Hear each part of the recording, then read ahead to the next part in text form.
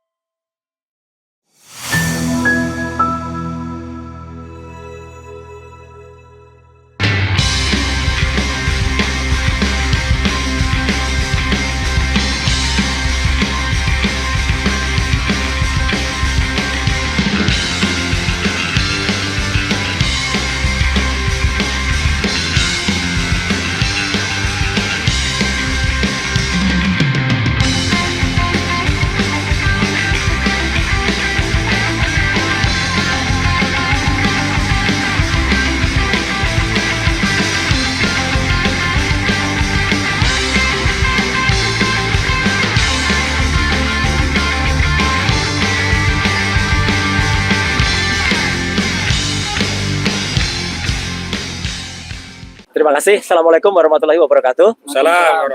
Saya tidak akan mengulangi tadi yang sudah disampaikan oleh Pak Ahmad Kosinudin, kemudian Pak Petrus Celestinus, kemudian juga Profesor Egy. Saya hanya ingin menyampaikan bahwa inilah contoh dari undangan yang kami terima. Jadi kami itu hanya menerima dua undangan. Ya, dua undangan. Ya, undangan pertama yaitu pada hari Rabu, ya, tanggal 2 Juli yang lalu. Ini undangannya. Lihat di sini. Undangan klasifikasinya biasa. Tidak ada tulisan pro justisia. Jadi ini undangan klarifikasi. Ya, clear banget. Nah, kenapa kami waktu itu sebenarnya siap semua untuk hadir, tapi kami memang atas rekomendasi dari kuasa hukum, kami tidak perlu menghadiri karena ini undangan nggak jelas. Ya, tidak ada terlapornya, tidak ada juga lokusnya, lokasinya, tidak ada juga tempusnya, waktunya. Nah, kemudian kami baru mendapatkan undangan kembali setelah kami nggak datang pada hari Rabu itu, ya, kami bersurat untuk nggak datang, adalah untuk hari ini, Senin 7 Juli. Nah, ini yang penting. Tidak ada undangan untuk hari Kamis pada tanggal 3 Juli. Jadi ini sekaligus kami mengklarifikasi dan mempertanyakan, kenapa Kabid Humas Polda Metro Jaya waktu hari Kamis itu menyatakan di ruang Humas, kami masih menunggu kehadiran RS, TT, ES. Jadi ini ada miskoordinasi, missubordinasi di Polda Metro Jaya atau miskomunikasi internal. Gimana mereka mau menanyakan kepada kami kalau komunikasi internal di antara mereka itu buruk sekali. Ya, jadi tidak ada undangan untuk hari Kamis. Ya, itu clear sekali. Undangannya adalah hanya hari ini. Dan kenapa kami hadir hari ini? Ya, meskipun nanti kami menyesuaikan dengan apa yang sudah disampaikan tadi oleh Prof. Egy, sampaikan tadi oleh Pak Ahmad Kosinudin dan Pak Petrus Celestinus, karena di sini sudah ada beberapa nama yang ditulis sebagai terlapor, gitu ya, sudah ditulis dan sudah ada tempusnya dan ada lokusnya. Tapi tempus dan lokusnya pun banyak banget, ya. Bahkan yang kita lihat di sini, kalau menurut pasalnya, ya, pasal itu adalah bukan elektronik. Yang pertama adalah pasal 160. Berarti kami itu harus hadir di semua tempat itu pada jam itu, yang pada tanggal itu bersamaan dengan para pelapor. Pelapornya juga harus hadir di sana. Pelapor nggak bisa hanya melihat TV, melihat YouTube, kemudian melaporkan dari tempat mereka. Ya, itulah nanti akan kami sampaikan. Jadi tunggu saja apa keterangan pers kami nanti setelah kami keluar dari dalam. Tapi yang jelas, saya singkat saja, hanya ada dua undangan klarifikasi, yaitu pada hari Selasa, hari Rabu yang lalu dan hari Senin sekarang. Tidak ada undangan untuk hari Kamis. Itu hoax, ya. Itu adalah satu ketidakbenaran, ketidaktepatan, ketidakpatutan dari Polda Metro Jaya karena miskomunikasi internal di Polda Metro Jaya. Terima kasih. Wassalamualaikum warahmatullahi wabarakatuh.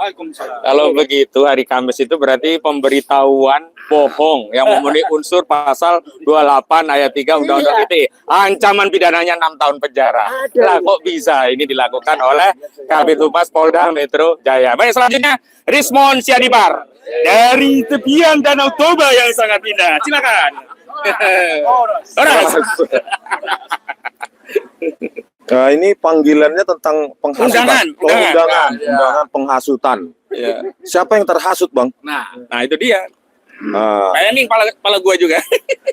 saya yakin ini untuk menghambat langkah kami untuk menginvestigasi, mencari saksi-saksi di pasar Pramuka Pojok.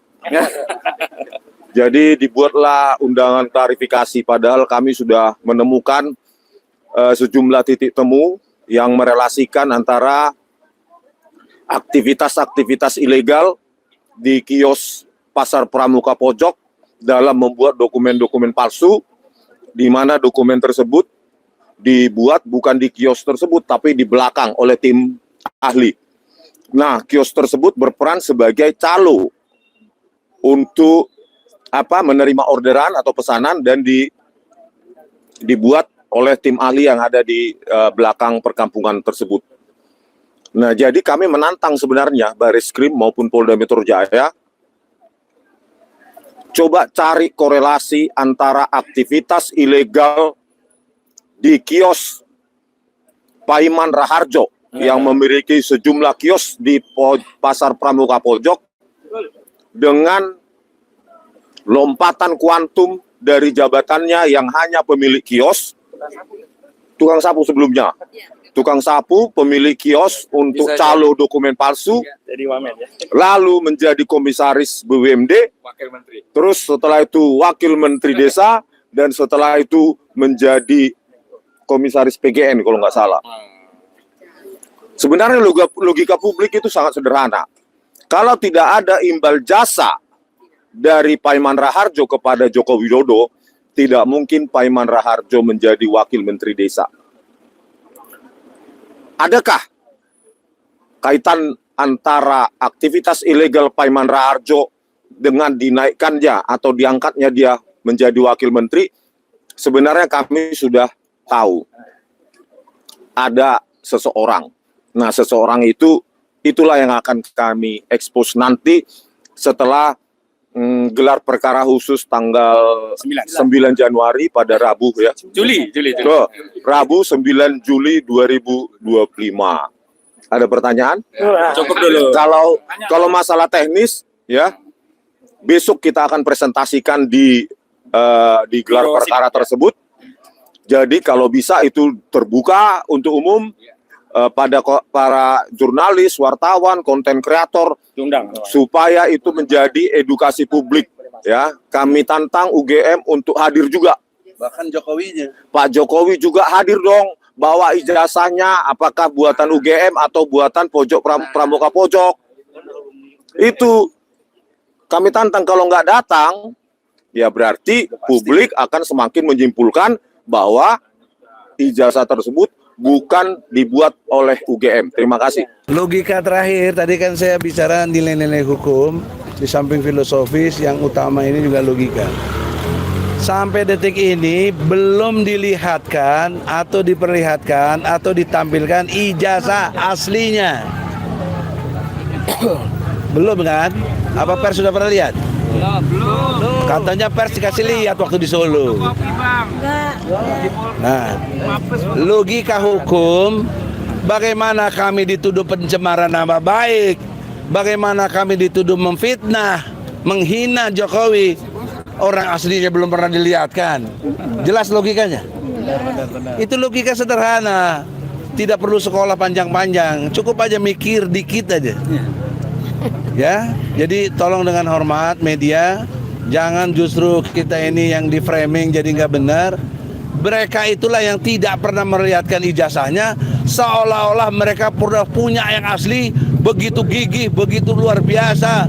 Buzzer-buzzernya juga luar biasa menghantam kita. Seolah-olah dia sudah tahu ada ijazah asli, padahal tidak pernah diperlihatkan. lalu nuduh kita memfitnah, lalu nuduh kita mencemarkan nama baiknya. Di mana logika hukumnya? Nah, itu saja. Makasih. Terima kasih. Ismar terakhir mau ngomong, silakan. Baik, terima kasih. Assalamualaikum warahmatullahi wabarakatuh. Alhamdulillah, semua tadi udah disampaikan oleh senior-senior kita. Intinya kita siap untuk apapun ya, hadir karena kita benar dan menyampaikan kebenaran. Insya Allah. Intinya sekali lagi saya cuma satu mungkin, bahwa janganlah kalian sendiri berbuat bohong. Akhirnya kalian sendiri yang kena batunya. Tidak ada lagi yang percaya kepada kalian. Jadi ketika Anda berteriak kebenaran apapun karena Anda sering berbohong, ya, Dan makanya tidak berlogika. makanya dalam Islam itu sangat luar biasa. Kebohongan itu adalah salah satu dosa besar. Ya, ada 3 dosa kata Rasulullah. Dosa besar adalah pertama, dosa karena mensyariatkan Allah, mensekutukan Allah Subhanahu wa taala. Yang kedua adalah dosa terhadap orang tua. Yang ketiga, dosa karena banyak berbohong. Apalagi kalau pemimpin banyak berbohong, nauzubillah min dzalik, ya. Maka nikmatilah kebohonganmu itu, maka kamu sendiri yang kena batunya. Sekarang jangan salahkan orang lain kalau orang tidak percaya kepada Anda karena Anda terlalu sering berbohong. Mana itu SMK? Mana itu 11.000 triliun? Ya, mana tuh anak-anaknya katanya nggak mau jadi apa, nggak jadi politikus. Mana buyback Indosat? Mana buyback Indosat? Itulah kebohongan-kebohongan yang terlalu banyak sehingga masyarakat jadi muak. Sekarang mau teriak apapun, apalagi ini sudah jelas-jelas. Kenapa Anda, kalau memang ini benar ijazah palsu itu ada, kenapa Anda berbohong tentang Kasmujo? Apa urgensinya dengan masalah ini? Kan sangat jelas itu. Ayo, minta ke pihak kepolisian untuk berlaku adil. Tegakkan hukum, tangkap itu orang-orang yang sudah sering menipu masyarakat Indonesia. Ayo tangkap itu. Jangan yang orang-orang yang benar-benar yang berani meneriakkan kebenaran yang diproses hukum terus. Ya, ayo tegakkan hukum. Allahu Akbar. Saya kira cukup ya.